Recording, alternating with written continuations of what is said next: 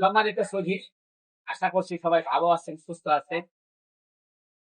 তো আসা হয়েছে দীর্ঘদিন পর গাজীপুর থেকে আমার গ্রামে।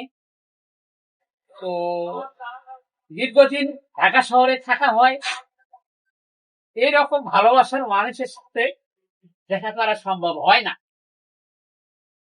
পাশাপাশি আমার একই থানায় একই এলাকা, তারপরে এরকম একজন ভালোবাসার মানুষ, ওনার সাথে যে দেখা সাক্ষাৎ হবে আজকে আমি ভাবি নাই। তারপর অনেকক্ষণ আমার ভাইয়ের খোঁজে ওনার গ্রামে গেছি, তো হয়তো বা ফোনে যোগাযোগ হয় নাই, মেসেঞ্জারে যোগাযোগ করি নাই কখনো। আমি পরিকল্পনা করছিলাম যে আসলে আমি ওনাকে একটা সারপ্রাইজ দিব, হঠাৎ ওনার সামনে যাব, যে আসলে উনি আমাকে চিনতে পারে কিনা।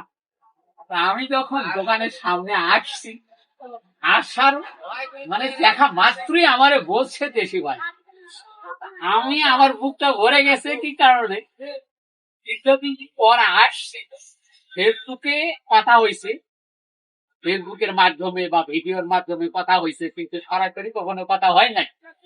উনি যা আমার চিন্তা পারছে, আমি নিজেকে ধন্য মনে করছি। ফেসবুক প্ল্যাটফর্মে আমি কাজ করে এমন একজন ভালোবাসার মানুষ যে আমার চিনতে পারলো বা চিনতে পারছে, আমি নিজেকে ধন্য মনে করছি। তো ভাই, ওনার নাম মিজানুর রহমান।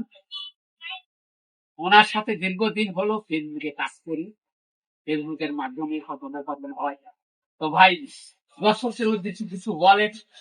সর্বপ্রথম ধন্যবাদ জানাচ্ছি সৃষ্টিকর্তা মহান আল্লাহকে, যে আল্লাহ তাবারক তাআলা সুস্থ রেখেছেন, বাঁচিয়ে রেখেছেন। আর ধন্যবাদ জানাবো ভাইকে, এত দূর থেকে পরিশ্রম করে ক্লান্ত শরীরে আমি অধমের সাথে দেখা করতে আসছে। শুধু ঢাকা গাজীপুর থেকে প্রায় 350 কিলোমিটার পাড়ি দিয়ে আমার সাথে দেখা করতে আসছে। ভাইকে অসংখ্য ধন্যবাদ জানাচ্ছি এবং ভাইয়ের জন্য শুভকামনা রইল, ভাইয়ের সফলতা কামনা করছি।